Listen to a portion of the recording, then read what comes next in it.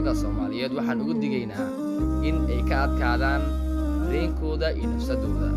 Waxaan soo wadaa oraah taasi oo aan uga hadlayo nafsadda. Nafsadaadu waxaa xakameeya adiga. Hadba sida adiga aad nafsadaada ka dhigto ayay noqonaysaa. Nafsadaadu waa cadowgaaga koowaad.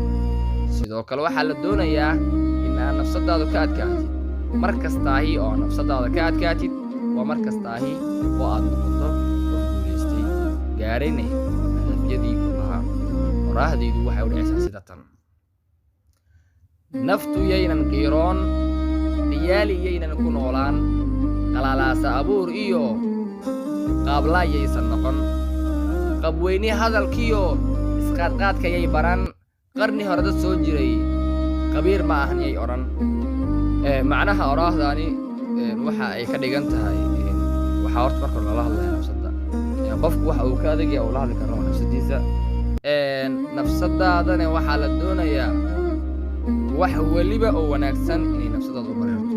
markii wax kastaahi oo wanaagsani oo aad samaysid ogsono waad ku ammaanan tahay. nafsadaada waad ka adkaatid, waa adiga oo gaartid meel sare. qof weliba dunida ku nool waxa uu doonayo ama danaynaya ayaa waxay tahay in uu ku noolaado nololtan ugu sarrayso, aakhirana janno helo. nafsadaada oo aad ka adkaatid waxay kuu sahlaysaa mustaqbalkaaga inuu noqdo mid sarreeya.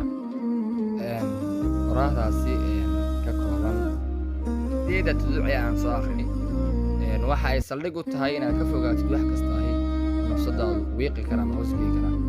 marka waxaa la doonayaa wax weliba markay ku soo gaaraan aad dhageysatid, inaad sii faafisid dadka kale sii gaarsiisid, adigana aad nafsada wax isaga beddeshid. waxaan alla ka rajeeyaa inuu ilaahay naga yeelo kuwii la aqbalo cibaadadooda iyo soonkooda, lagana yeelo